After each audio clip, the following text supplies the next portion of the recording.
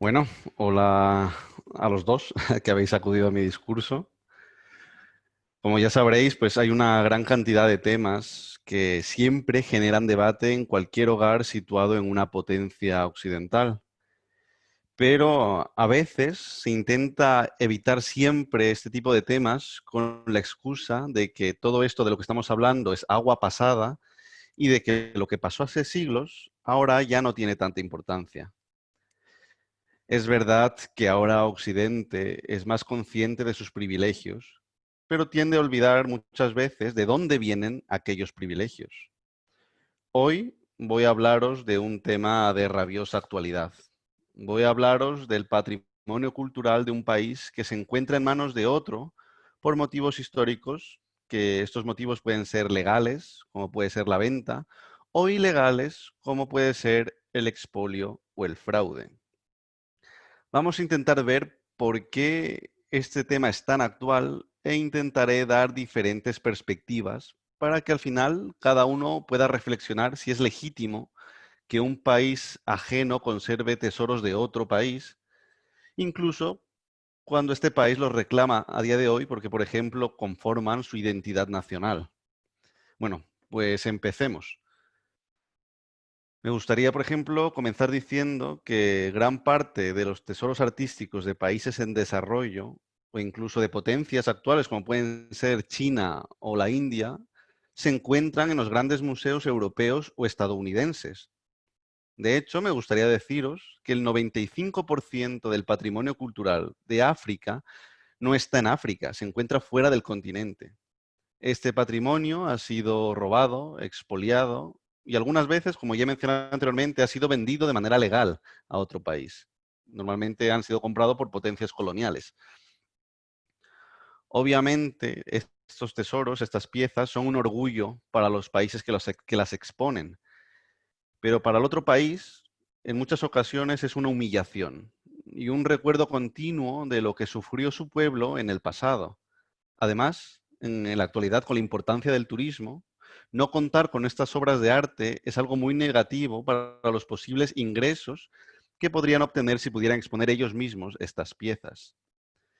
Como ya he dicho, hay que distinguir por un lado entre el robo y el tráfico ilícito de las obras de arte y por otro las demandas de devolución de piezas relevantes para la historia o la identidad de un país y que se han obtenido como botín de guerra, el saqueo colonial o las compras dudosas realizadas a lo largo de los siglos.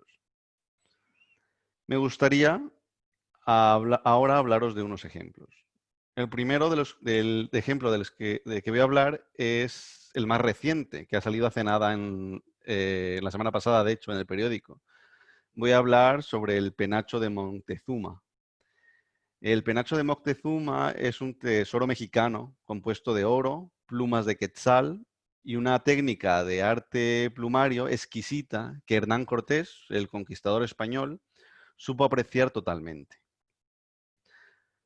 La versión oficial es que el emperador Moctezuma regaló el penacho a Hernán Cortés, ya que el emperador, que era muy religioso, se creía que Hernán Cortés era una deidad. Así que decidió regalarle todos los tesoros del trono.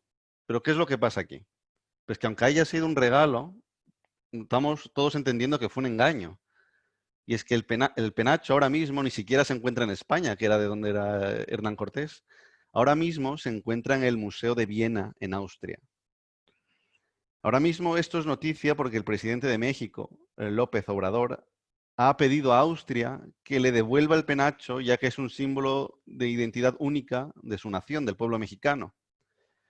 La respuesta de Austria, ¿cuál es? Pues la respuesta fue un no. Ellos dicen que es un no porque el penacho es muy frágil y que un viaje en avión pues haría que se terminara destrozando. Pero en realidad esta es una excusa que se pone mucho en los museos europeos. Y parece que este miedo a que una obra se desintegre durante un viaje o durante un vuelo desaparece totalmente cuando el museo decide hacer una exposición mundial o decide ceder esa obra a otro museo europeo. Parece que ahí no les importa tanto que una obra se desintegre.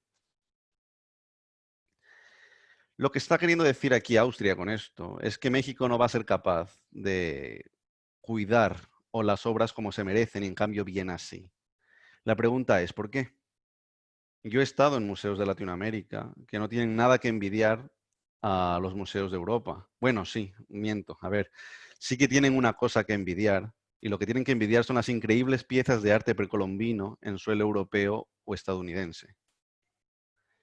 Pero bueno, no quiero centrarme solo en Latinoamérica, porque tenemos muchos más casos y de hecho tenemos un caso mucho más cercano a nosotros aquí en Europa.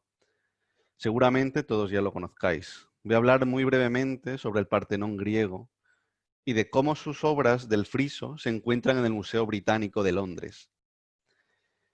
Este tema siempre ha causado una gran polémica, ya que el mismo Londres ha señalado en ocasiones que Grecia no está preparada para cuidar obras de este calibre. Pero hay que recordar que estas obras son de Grecia, que han estado ahí miles de años y no ha pasado nada. Además, ahora Atenas cuenta con un museo con salas vacías y réplicas esperando que su patrimonio vuelva al país. Existe una infinidad de ejemplos. España mismo pudo recuperar su Dama de Elche de manos de Francia hace relativamente poco. Entonces, ¿por qué España olvida esto y no devuelve el resto de arte que no le pertenece? Pues en realidad es una pregunta de difícil respuesta.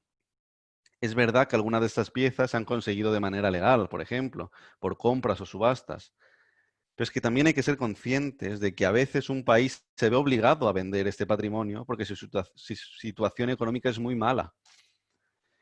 También hay casos de fraude, obviamente, piezas que han salido de un país sin saberlo, el país de origen, o una exposición que nunca ha terminado y aún sigue la pieza en este país.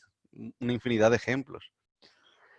Para terminar este discurso, me gustaría señalar una solución para este problema que leí hace poco y que la verdad es que me parece muy interesante. Yo, por ejemplo, yo soy de Ecuador, pero también soy de España. Y como ecuatoriano, me gusta ver piezas de arte indígena en España, la verdad. Y seguramente hay millones de inmigrantes más en Europa que también desean ver arte de su país en otro país en el que se encuentran. Así que, ¿cuál es la solución? La solución es que todas estas piezas sigan en estos museos europeos, pero que su titularidad pase al país de origen del patrimonio. Es decir, por ejemplo, las piezas del friso del Partenón sean propiedad de Grecia, pero que Grecia decida cederlas a Londres para su exposición indefinida, pero con la posibilidad de recuperarlas en cualquier momento. Es que imaginaos, ¿y si nos llevamos el Big Ben? ¿Y si Londres, por el Brexit, cae en una depresión enorme y tiene que venderlo? ¿Estaría bien que nos lo quedásemos para siempre? Es un tema de difícil reflexión, pero de reflexión obligada. Así que muchas gracias por vuestra atención.